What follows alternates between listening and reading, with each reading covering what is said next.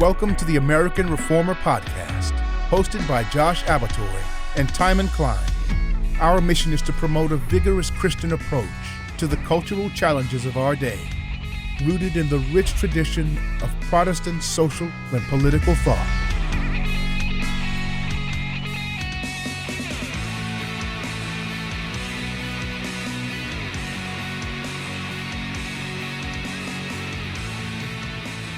All right, welcome back, everyone, to the American Reformer Podcast. Usual host here, Timon Cline, editor-in-chief. And per usual, I'm joined by a guest in the studio. And today it's Caleb Morell. And Caleb, I've known you for a while. Many of our listeners will know of you or know you. You've written for us before. But for those that don't know who you are, just briefly introduce yourself. Tell us a bit about what you do and what you've been working on. And then we want to talk about your new book today, and I'll introduce that afterwards. Great to be with you, Timon, and with everybody at American Reformer. The way I'm often introduced in Washington, D.C. is the husband of Caleb Morell. Indeed. So indeed. that may resonate with some of your listeners, but I am indeed the husband of Claire, the father of 3 beloved children. I live on Capitol Hill in Washington, D.C., and I serve as an assistant pastor at Capitol Hill Baptist Church. I was born in the great state of Wisconsin, go Packers, but spent a lot of the time growing up overseas in Sweden, where my parents serve as missionaries in Stockholm. But I've been here in D.C. for 13 years, came here for college and never left. And just great to be with you. Look forward to our conversation. So I didn't know that, actually, that your parent, are they still serving on the field? Yeah. Amazing. Yep. Amazing. I'm also an MK, and MKs are weird, but they're great. They're great. And you're also you're working on your PhD at Midwestern. Is that right? Yeah, that's right. I'm in the final stages of coursework, getting ready for dissertation stage, Lord willing, early next year. Okay. So this is great to be. You're not quite through with your PhD yet, and you've already got a book published. This is ahead of schedule. This is great. And yes, I don't think we've ever had Claire on the show, but our readers will know of her, and she's much cooler than Caleb. So we've taken the consolation prize today. She does great work. And in any case, we won't talk about her, though. She gets enough attention. We're going to talk about Caleb today. And the book, which some of our listeners may already have, when did it come out, Caleb? It came out. It released April this year. April. Okay. It's called A Light on the Hill, and it is a biography of Capitol Hill Baptist, or Metropolitan Baptist, or Capitol Hill Metropolitan Baptist, as the names went. I'm glad they dropped the Metropolitan finally. It's much cleaner this way. But it's a beautiful. People can't see it. It's a beautiful volume, and Crossway did a great job with this. It's extremely well done, but the writing, of course, is what we want to talk about. So as I said, it's a biography of a church, which many people probably haven't read a biography of a particular. It's not a denomination, it's not a movement, it's not a group of churches. It's one particular local church, in a very interesting place and lives through interesting times. But tell me a bit about what. Other than being at Capitol Hill Baptist, lots of people love their local church, but they don't write a story about it and get it. Sounds like a snoozer. Sounds like a total right? snoozer. I've been at church. What are we doing? I've been at churches before where they have like a church historian that for like in-house consumption will write some things about the church to celebrate it, but. People do want to read this, and a publisher did think it's worth people reading. So tell me a bit about the process of and the impetus for writing this book, a biography about your own church. Yeah, hopefully, Crossway hasn't decided it was the worst publishing mistake in history. I've read a ton of church biographies, and they tend to be really dry. They tend to be, Deacon so-and-so did this, and then this happened, or they're just biographies of the individual pastors. I think. What makes this book unique in some ways is the location, like you said. It is on Capitol Hill. It's also the age of the church, how long the church has been around, 150 years. So we're talking about some of the high points of American history. I think also the current notoriety of the church through its pastor, Mark Dever, the ministry of 9 Marks. There's just kind of a broader interest. I think, the origin story of the book took place during the COVID-19 pandemic. We were trying to figure out what to do, like everyone was trying to figure out what to do. And so our pastor sent me down to the archives to find out what we did during the Spanish flu. And I wrote up a series of articles based on our experience, and those articles did really well. They got picked up kind of more broadly, even in secular press, just because everyone was trying to think about this. And I realized that, man, we've got a whole cache of documents down in our basement, and no one's ever done anything with. There's ways to kind of draw on history to make application for today, or warnings or lessons, inspiration, so forth. And I started dreaming about doing this as a project. And a few years later, I was teaching our church history class, and we always end that with the history of our local church. And I decided we had basically like 6 paragraphs on it. And I'm like, what are we supposed to do with this? So I rewrote it and just brought up some fresh stuff from the archives, and people loved it. And they said, would you write this? Is there a book here? And so I spent the majority of 2 years mostly down in our windowless basement archive under the baptistry, reading through minutes, interviewing people, and writing this book. Well, I'm glad you did write it, because underneath the baptistry seems like a very dangerous place for an archive to be. So many things could go wrong. And I understand that Capitol Hill does use their baptistry. So, anyway, so it sounds like a very organic kind of process. There was interest and demand there. So once you did the research, I mean, what was the writing? You still have to tell a story at that point. What was the writing process like? And who were you kind of interacting with to develop the narrative that you tell? Yeah, it's a great question. I love biographies, and I really wanted to write it as a biography, with living, fresh characters, vivid details. And in order to do so, you just need a ton of data. If you don't have sources, you have no idea. Thankfully, our sources are well preserved. They were in complete disarray, so it took me about 3 months to organize everything. I had to be able to cite everything, create an archival system. We digitized most of it, but once it was operational, once the archives was operational, then it was just a matter of going through and seeing what stuck out, what was significant, and I really tried to trace stories of individuals. Try to find the drama, of course, because what makes a good story is always drama and conflict. But I didn't want it to be just just kind of a soap opera. Ultimately, I wanted it to be a story of God's faithfulness and seeing God's goodness, God's sovereignty, God's hand over all of it. And so the process of writing was really just breaking it down into sections and trying to find the key events. And then writing it. I went through probably 3 or 4 full drafts of the manuscript. And the most important thing that I did in the writing process is I asked if I could teach through it to our church over the course of 13 weeks. I thought 13 weeks would make about 13 chapters. And that'll force me, if each talks about 50 minutes, chapter length, that'll force me to be extremely disciplined in what I bring to the table. It'll also make sure that I'm getting my audience right, kind of a lay interested audience, but not overly interested in obscure details of Baptist debates over whatever. Yeah. So the thing that came out of that is what people most wanted was lessons. They said, don't just give us the history, interpret it for us. What does it mean? What should we make of this? What should we do with this?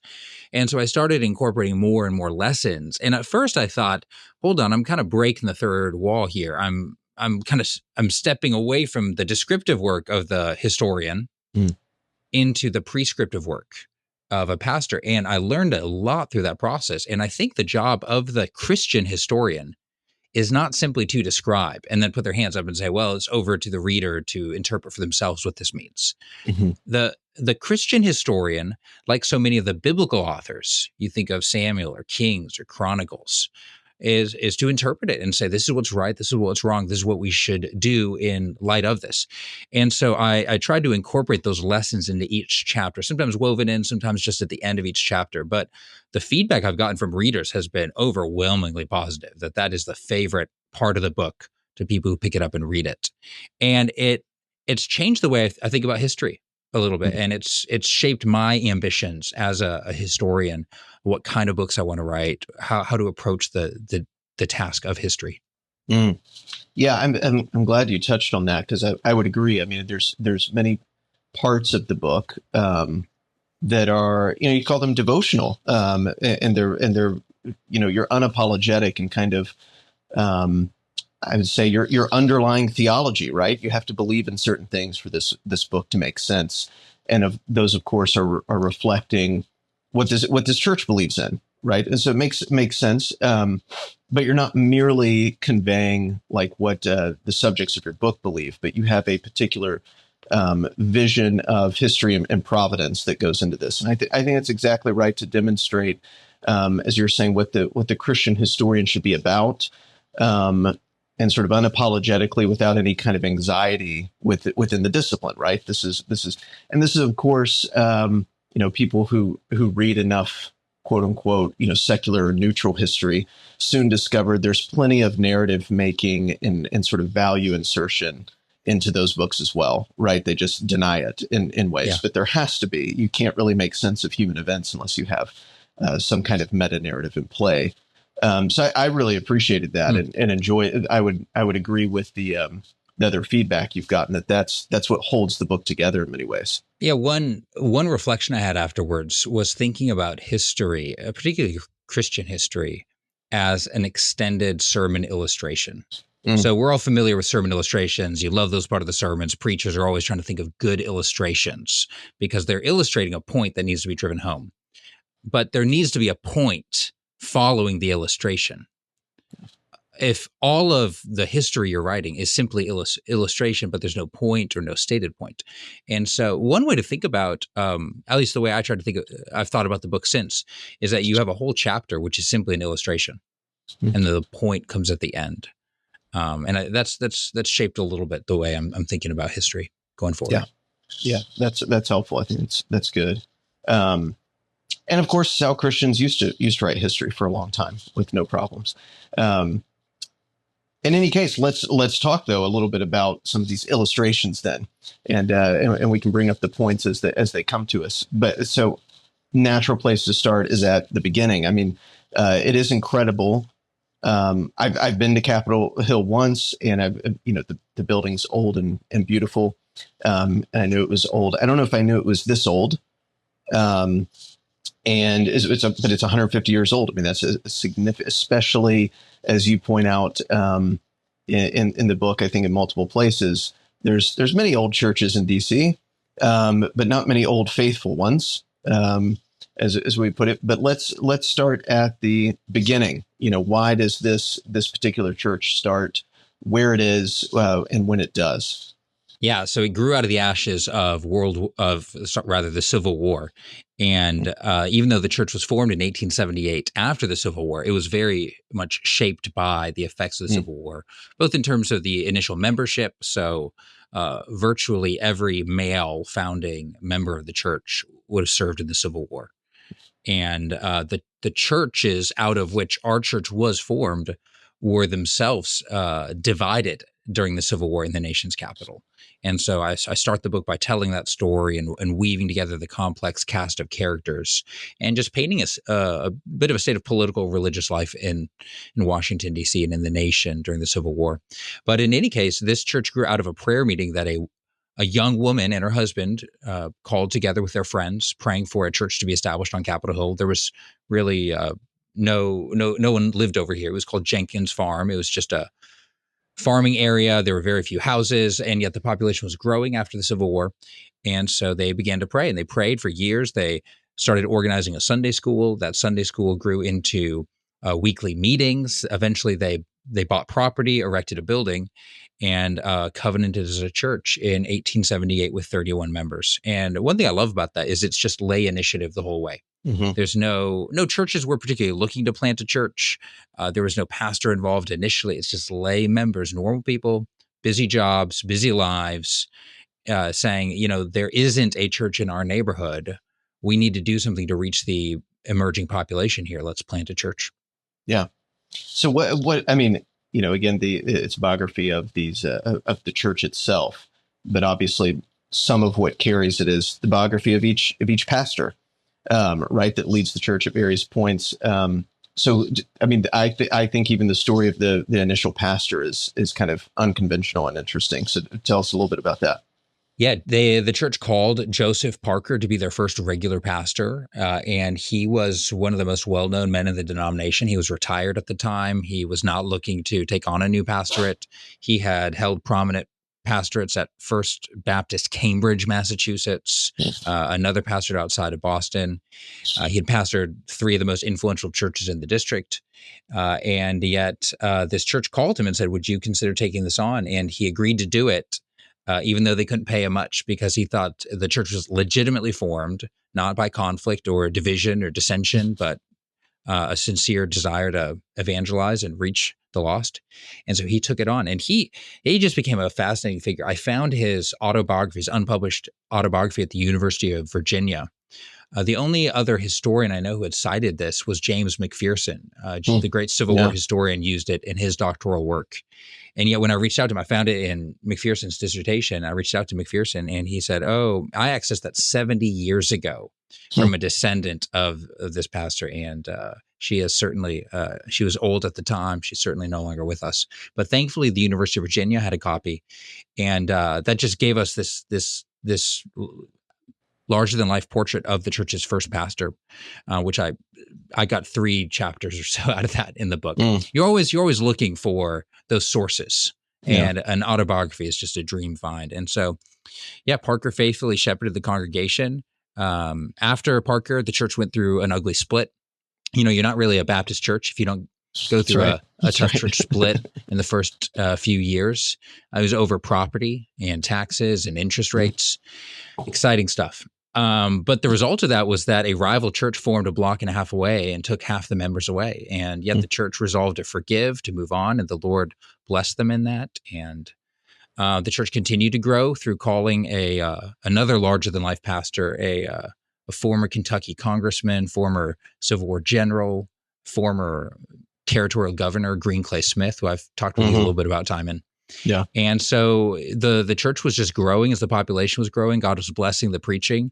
And so by the 20th century, the church was really a powerhouse in D.C., and particularly on Capitol Hill. Yeah, it's several questions. I mean, do you recall why McPherson had come across this autobiography of Parker and thought, this is something I have to include or at least make note of? Yeah, so he was doing his work on abolition, and he looks at aid societies during the war and after the war. And that was what Parker had been heading up in the 1860s and traveling extensively through the South, starting schools for freedmen, starting churches. And so McPherson was interested in seeing Parker's perspective. Interesting. Yeah, that's fascinating. And again, this guy, how old was he when they called him to? I want to say 70. Yeah. I mean, it's in that age range. So God bless him. Yeah. I mean, it's amazing. There's already a lesson there for our more geriatric members of our churches. There's no retirement age. You might need to go start a new church plant at 70. Amazing. But yes, Green Clay Smith, who you wrote a great piece for us at American Reformer about. I mean, it's one I knew nothing about, never heard of him. Totally fascinating person. Kind of, I always talk about, like, in the late 18th century, you have so many people, it just seems like they did everything, or they had like 5 lives, right? Like, they just do all these different things. It makes them so interesting. And he's like kind of like a time capsule in that way. Like, he just has these, he's done everything. And it just seems like I can't think of any. I've never met a pastor who's done these various things like Green Clay Smith had, where he's been a general, a congressman, and now also he's pastoring. So say a little bit more about him, just because I think the listeners would be interested in him as a person, and of course in his ministry. Yeah, so Smith was born in 1826. He's part of the famous Clay family of Kentucky, going back to Henry Clay, of course. His uncle was Cassius Clay, again, another larger-than-life figure. You just go look up Cassius Clay. not Muhammad Ali, exactly the boxer. Let's be clear. I've had more than one person be confused about that point, and I've had to clarify. It's a natural connection to make.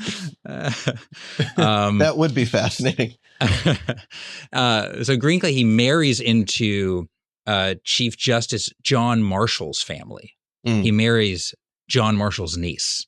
So you're already looking at someone who is Southern royalty. But the Clays were very interesting. The Clays were loyal to the Union during the Civil War. And so immediately Clay becomes a leader in the Civil War. He's got a very, very fascinating Civil War history. He was charged with some of the most dangerous missions of protecting Kentucky from incursions being made by some of the most skilled Confederate raiders who were wreaking havoc on Kentucky. Some fascinating stories there. He becomes a congressman even during the war and a personal friend of Abraham Lincoln's. And so even after Lincoln is assassinated, Greenclay Smith is personally trying to restore order in the Capitol. He is a pallbearer at Lincoln's funeral. He is appointed after the war as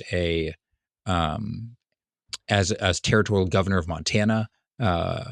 Very, very much when Montana was a war zone between federal troops and various Native American tribes. He pays $5,000 to relocate his family from Kentucky to Montana. $5,000 at the time.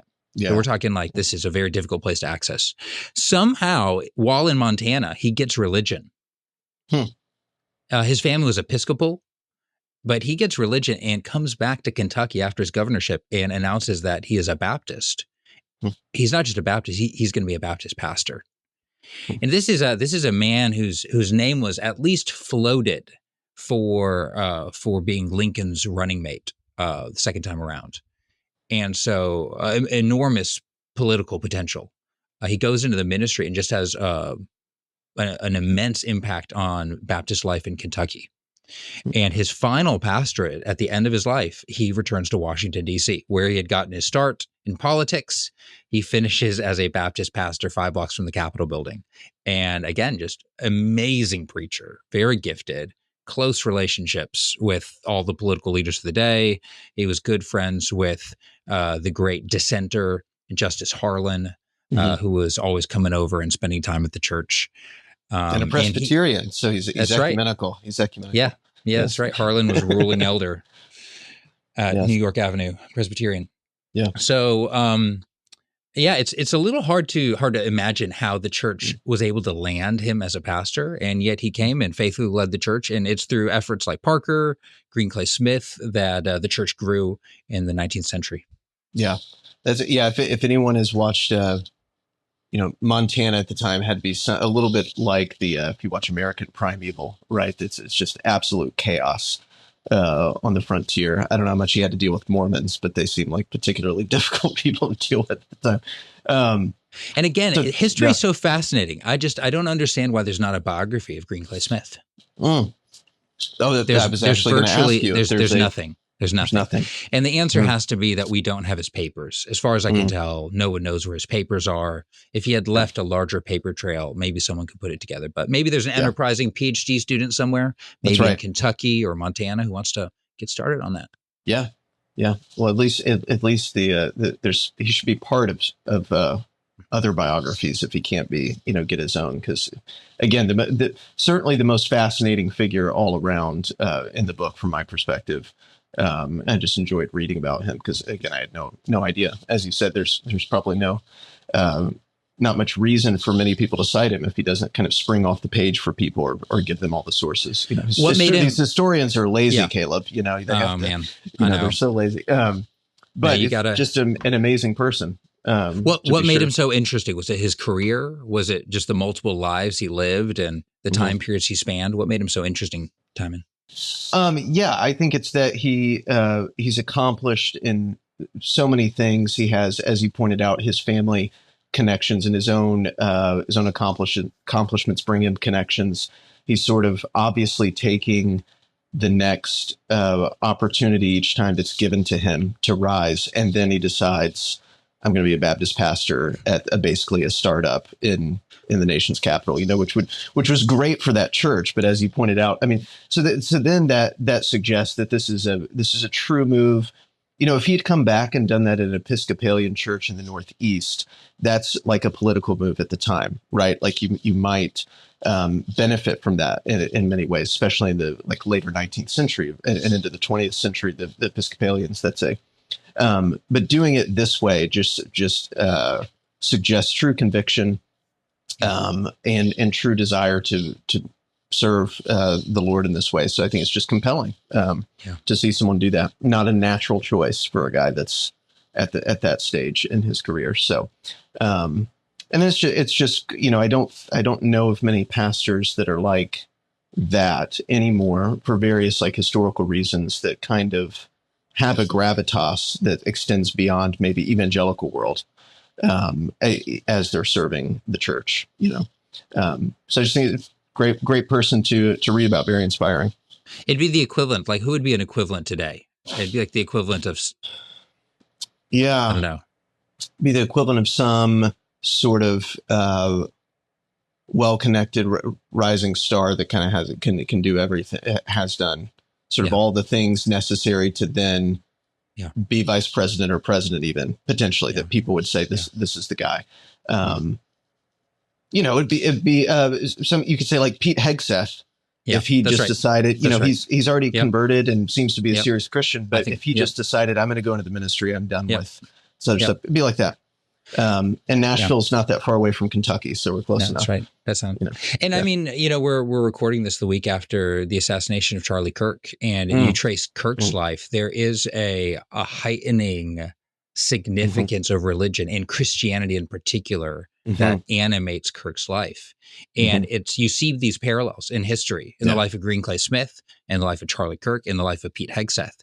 It's not an unusual trajectory to see someone who's a rising star politically, who has immense opportunity and power in front of them, and yet who is gripped with the truth of Scripture, gripped with the truth of Christianity, and that'll begin animating the way they're spending their public life and stewarding their opportunities. Yeah, absolutely.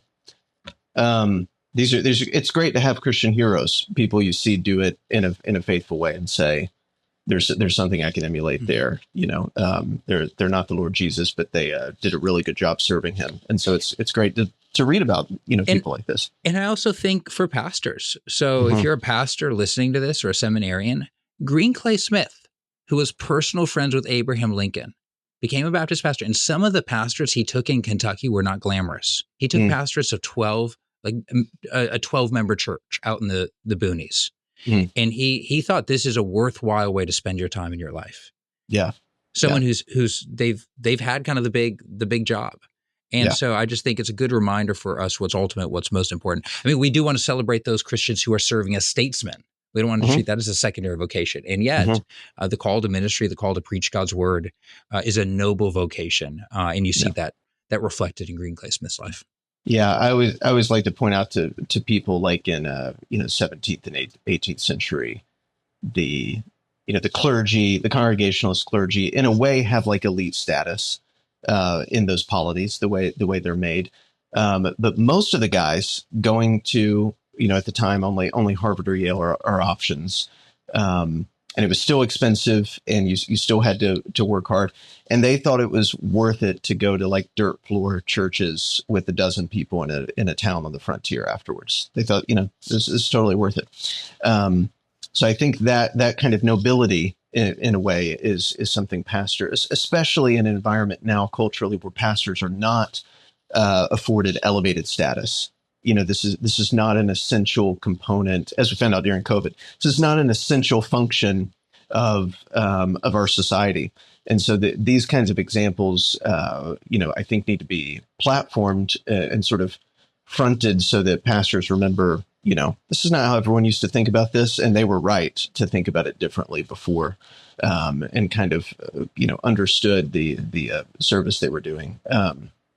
In any case, so yes, I really did appreciate that, and then we'll put in the show notes the piece you wrote for us as well on Green Clay Smith, so people can go check that out. It is inspiring. But okay, so we're at sort of the Civil War, post-Civil War is where the church gets its start.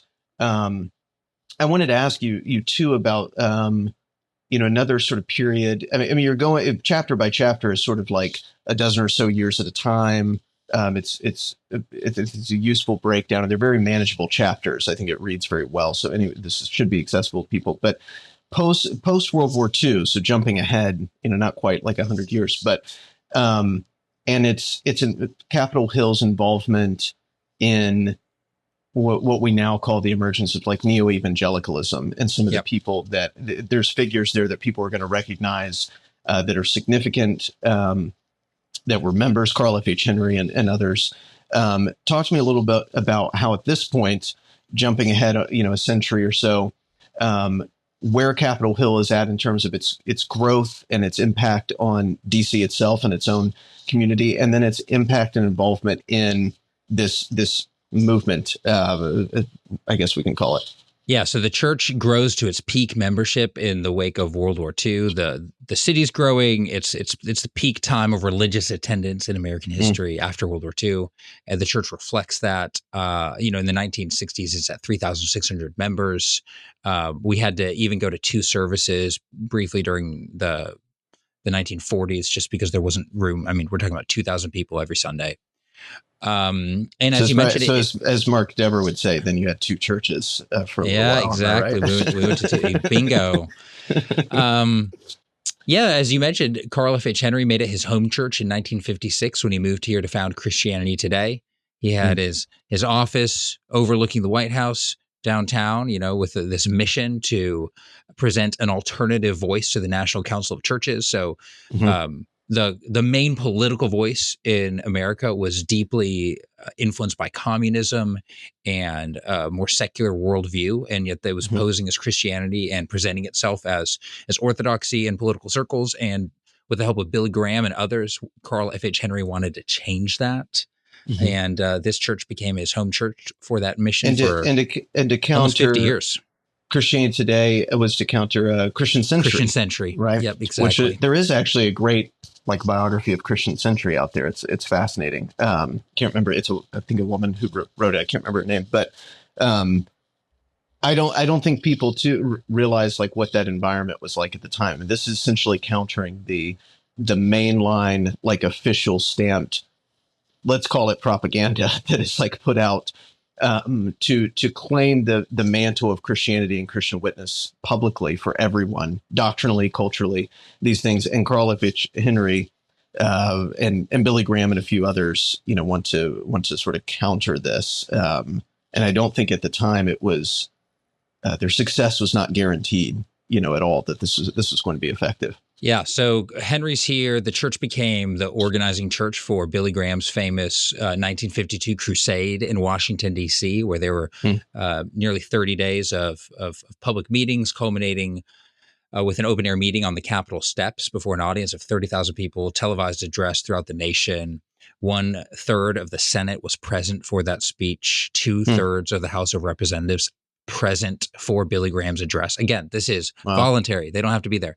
The next day, a National Day of Prayer is passed into law, which was what Billy Graham had called for in his speech. So you're really looking at a perhaps peak evangelical influence. At least it seems to be the case. And of course, we could talk about where Christianity Today is at today, where Fuller Seminary is at today, and talk about why that's the case. But at least in the 1950s, this was the bulkhead against communism and standing for biblical Christianity, and doing so at a very high level of theological rigor.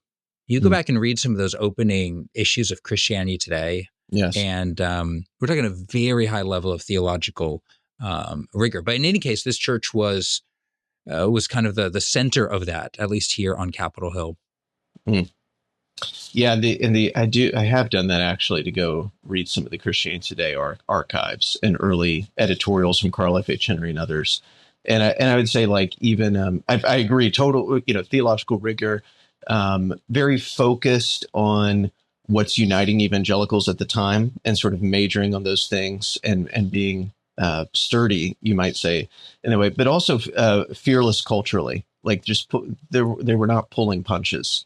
at the time. They read very differently than newer editorials, you might say, and they're great. They're great to people should go check them out. It's a breath of fresh air. Okay, so this is in many ways then. This is sort of the Capitol Hill is in the center of, you could say, kind of launching this movement. This is a great place to sort of document. It's like a starting point of what even us younger people still remember at least secondhand, that is formed like all of evangelicalism. I mean, everything else is kind of downstream of this, either reacting to it or flowing from it at this point. Do you think that's fair to say? Yeah, I wouldn't take as much credit as saying we're a part of the founding yet, but we're at least experiencing the updraft of it. We're participating very fully in it, and in the sense that like our pastors will be playing leadership roles in Billy Graham's crusades, or Carl F. H. Henry is a member of the church. Mm-hmm. Yeah, we're certainly experiencing a lot of it firsthand.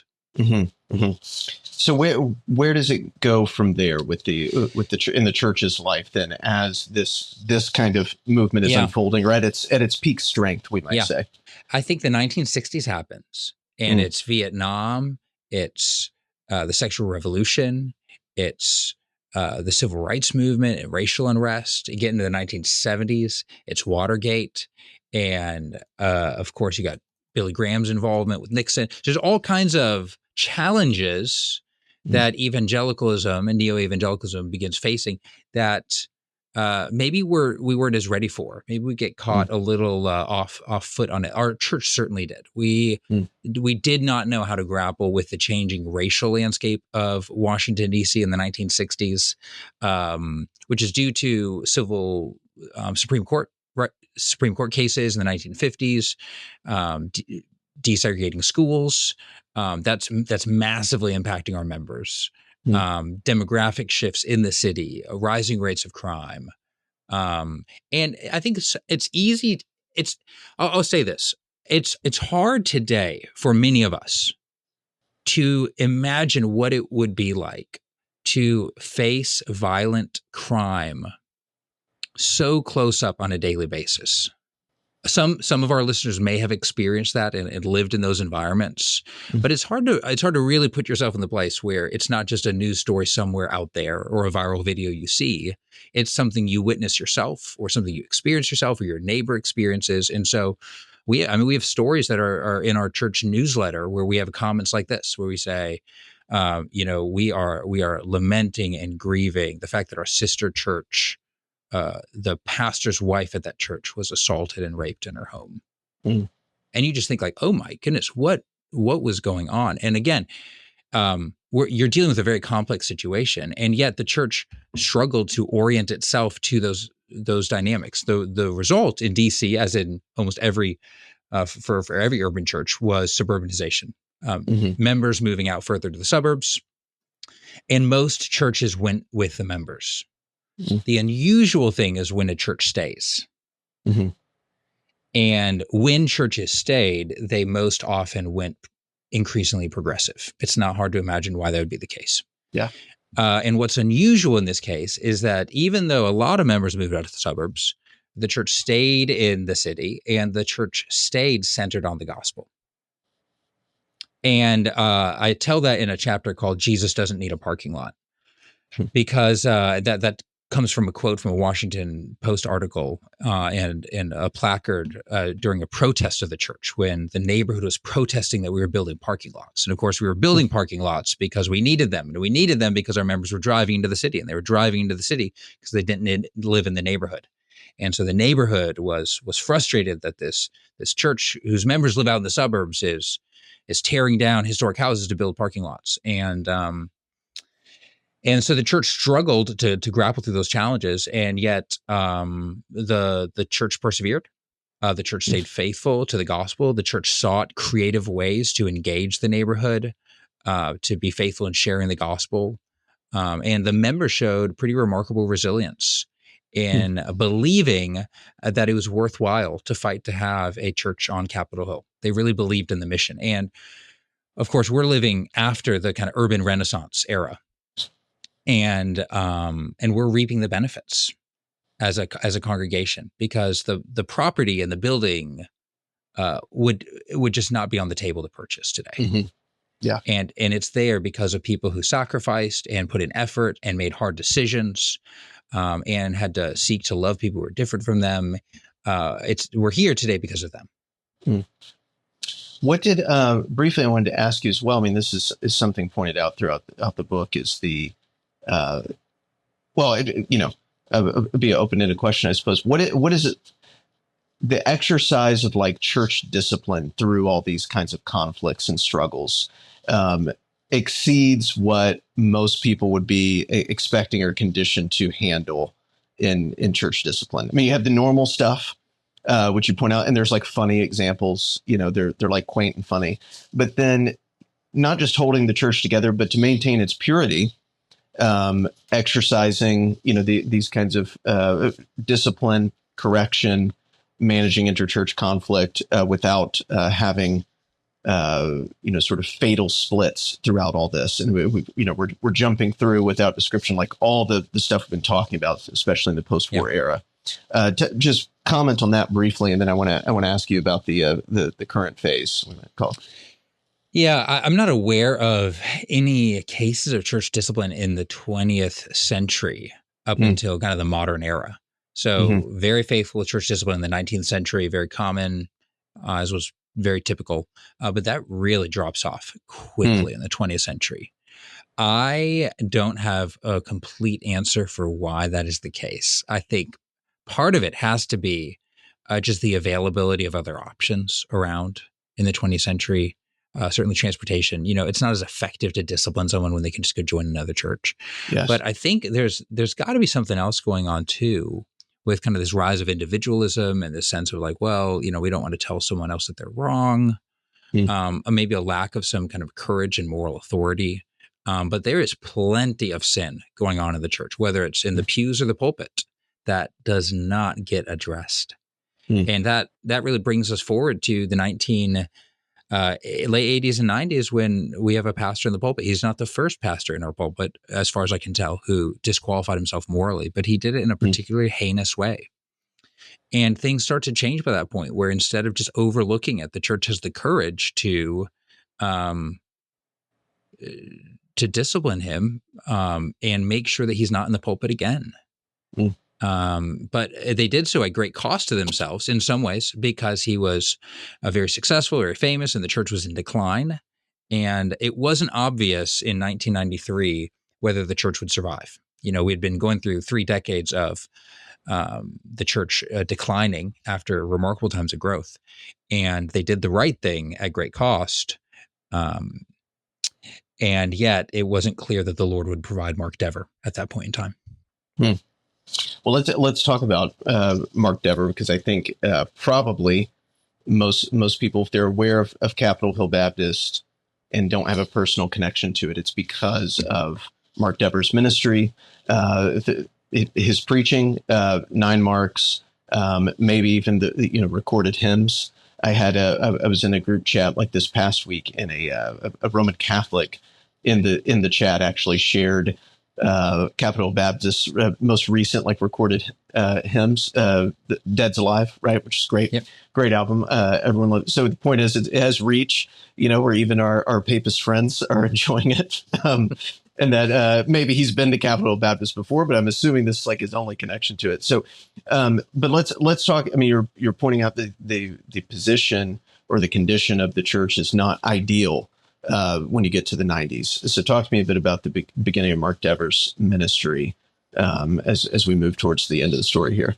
Yeah, again, it all goes back to Carl Henry. Carl had gotten to know Mark in the 80s and kept in touch while Mark was doing his dissertation at Cambridge and teaching there, serving as an associate pastor in Cambridge, and had hopes to go be a professor, teach church history. Was very wired for that, had been educated toward that end. And yet Carl asked him, in the wake of this moral failure, if he would consider the pulpit now vacant on Capitol Hill. And Mark did it as a favor to Henry, but upon coming here saw the opportunity, I think saw the need. He had always thought of placing himself in a strategic city. He talks about Sibbs, Simeon, and Stott, 3 Anglican bachelors as models. You pick a strategic location. You have a long ministry in that city, often with students involved, urban pulpit, and just see kind of generations of disciples raised up and sent out. And that was certainly something on his mind. And I think he saw, well, first of all, the Lord burdened his heart for it and confirmed that through his wife. And yet when he came here, most of his mentors and friends, who would all have kind of the leading figures in evangelicalism in the 20th century, all told him he was mad. One very well-known theologian told him that he didn't have the pulpit gifts to sustain a pastorate. And yet the Lord used him. And when he came here to the church, they asked him what his vision was to recover. And he said he didn't have a vision other than 4 things: to preach, to pray, to love, to stay. To preach the Bible, to pray, because only God can do the work, to love people through evangelism and discipling, and to stay. He said he was committed to being here as long as the church was here. And the Lord's blessed those efforts. Like Tim Keller, Mark was situated here in a strategic place at a key time, kind of in the lead up to the urban renewal of Washington, D.C. And of course, 9/11 happens 6 years after he gets here. And D.C. grows immensely in the wake of the kind of the 9/11 response, the growth of the Defense Department and all the agencies. Of course, 1994, the same year he comes here, you got the great kind of Republican Newt Gingrich and the kind of Republican wave coming in. And so there were a lot of things, it seems, that the Lord was putting in place and putting Mark in place to have a gifted pulpit ministry, which was both orthodox, faithful, and at a high intellectual level, right in time for kind of a broader movement of the Lord in the DC area. Yeah, that's what about the development of, I mean, because what I've never lived close enough to like attend Capitol Hill or anything, but I knew of Mark Dever years and years ago because of the emphasis on ecclesiology and the things he's written about this. And much of that is rooted in, at least the examples are rooted in things he's done at Capitol Hill Baptist Church to, in sort of developing this through practice. Right. It's always clear that it's meant to be very, very practical. But talk to me a little bit about the development of not just that ministry, but of the practice of his ecclesiology itself, his seriousness about those aspects, specifically as a Baptist, right, and being serious about the Baptist practice of church discipline, of worship, and these sorts of things. Yeah, I think it comes from being a son of the Reformation and a son of the Puritans. The Puritans were passionate about that third mark of the church, the right discipline, the right, both referring to the leadership offices of the church and the practical use of church discipline. And I think both from Mark's experience growing at a kind of more loose Southern Baptist church in Kentucky, became convinced, and through reading scripture, just that the significance of the local church in God's plan for redemption, and the clarity that the New Testament in particular brings to the design and leadership of the church. So things like the elders in the life of the local church were something that Mark saw in scripture and became convinced ought to be practiced in Baptist churches, even though that was not the norm, certainly not in Southern Baptist churches, and had not been for centuries. And the significance of church membership, and just that perhaps as a reaction to individualism, but that the arc of the Christian life is centered on the local church. For our lives to be centered around Christ is for our lives to be centered around his body. And the idea of a Christian life that is not centered around the local church is to say that the Christian life need not be centered around Christ. And so I think that's been in his DNA as long as he's been a Christian. And it has, it's just taken interesting shape here on Capitol Hill. I mean, the Nine Marks ministry grew out of a neighbor who was not a Christian, but who was sympathetic to Christianity because of the positive influence he saw on society. He believed that society needed Christianity. He just was not personally convinced of the truth of it. But he saw firsthand some of the effects the church was having on the neighborhood. And he said, hey, if you will take what you're doing here and multiply it, I'll give you the first $100,000 to get started. And so that's how 9 Marks got started, through a non-Christian neighbor seeing the good that was happening, the leavening effects of the church, and wanting that to be multiplied. That's amazing. Yeah, I was just rereading some of Joseph Bottom's book, the Anxious Age, and he points out that the only way that religion generally, but especially Christianity, has those societal effects, those positive things that are visible to many people, right? And it's actually part of why you want religion around, right? It does these things, is if the sort of barrier to entry into the churches is high, and the requirement, the sort of commitment requirement for members is high. It doesn't do it if it's like overly expansive and open. That's just sort of demonstrated sociologically. So that's, it's interesting. This person, a non-believer, recognized those effects and saw something unique and effective in producing those. And it comes from the seriousness about the ecclesiology itself, whether that was fully understood or not. But that's interesting that he could see that. Yeah. And if I could be a little snarky for a moment here, Timon, if you'll forgive me. Please. For a Baptist to care about polity is like for a fish to care about water. The only point of being a Baptist is our polity.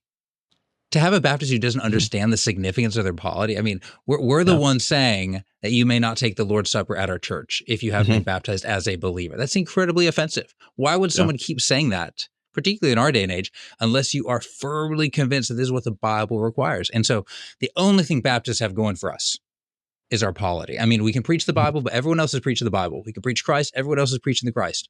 We differ in no other respect. We have no distinct Trinitarian theology. We have no distinct soteriology. Thank God. We simply have a distinct ecclesiology. And so the biggest surprise for me is not that Mark Dever saw the significance of ecclesiology, but that he needed to. Yeah, right. Somehow Baptists lost sight of ecclesiology, and I think that has been his burden to see that recovered. And I think there's certainly more work that we can do without being obnoxious as Baptists, but simply saying, hey, we're all looking at the Bible, trying to do our best. And this is our interpretation. This is how we take it. This is how we think the church should be ordered. Profound similarity in all other respects. But nothing irks me more than when Baptists start talking about their distinctiveness without reference to ecclesiology. Lord, save us from a distinctive Baptist Trinitarian theology. Yes, please. Yes, please. That's well, I won't comment on that. Mark's been vindicated in this emphasis. I mean, it wasn't, I'm not the first one to point this out, and it wasn't like an intra-Baptist discussion, but in that famous sit down with James MacDonald and Mark Driscoll, and they're debating lots of things, but you could put the umbrella of ecclesiology on it. And I think Mark's been vindicated in that. And that was like forever ago. He's being criticized. Why don't you do this? Why don't you do that? It's going to be so much better. You're going to get more people and all this, sort of very, utilitarian changes. And I think it's been vindicated on that. And it's, I want, as we always say at American Reformer, we're ecumenical Protestant. We want all denominations, including the Baptists, to be real Baptists, be real Presbyterians. So your distinctives, you should know them, and you should enforce them, and you should totally embrace them and make them part of your personality. This is what you are. Timon, so I think that's great. I think you said Baptist with 2 B's. I'm pretty sure I heard you say Baptist. I commend you on that. Yes, that's right. Keep doing whatever you're doing. That's right. Very good. And the point being, everyone can learn from that lesson itself, right? Even if you're not a Baptist. A Baptist. A Baptist. I'm from East Tennessee originally, so some of these things still come out. But being very serious about in some sense, every denomination is distinguished by its ecclesiology and its polity. So you should be serious. Unless you're Anglican. Unless you're Anglican, and our Anglican friends, there's there's much that distinguishes you that we don't quite understand, but that's all right. Anyway, Caleb, anything else you wanted to just point out or say about this book? Again, I enjoyed reading it. I think others will as well. Again, it's a beautiful volume, but anything else, parting thoughts on this and things you want to point out to get people to go pick it up? The argument of the book, even by its structure, design, conception, is that the Christian life is centered around the local church. Mm-hmm. What lasts is not the individual lives of every single member. It's the institution that they came together to form. And these Christians, documented throughout the book, saw the local church as something worth living their lives for, because they were living their lives for Christ. So if you don't have a local church that you are meaningfully part of, submitted to, covenanted with, find a gospel preaching church and join. Amen. That's a great note to end on. Caleb, thank you so much for your time and for writing the book. Anything you want to point people to other than we'll drop a link for the book and the article you wrote for us that's springing from the book. Anything else you're working on you want to point people to? And if not, we'll close it out for the day. No, get the book. I'd love to hear your thoughts. Excellent. Thank you, listener, for tuning in. Do subscribe and all that. And until next time, God bless.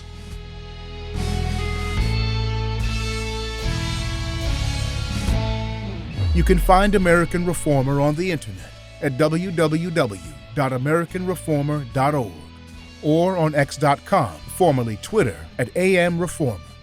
Don't forget to like, rate, review, and subscribe to this podcast. Please consider supporting us today by making a tax-deductible donation through our secure online donation portal at americanreformer.org. That's americanreformer.org.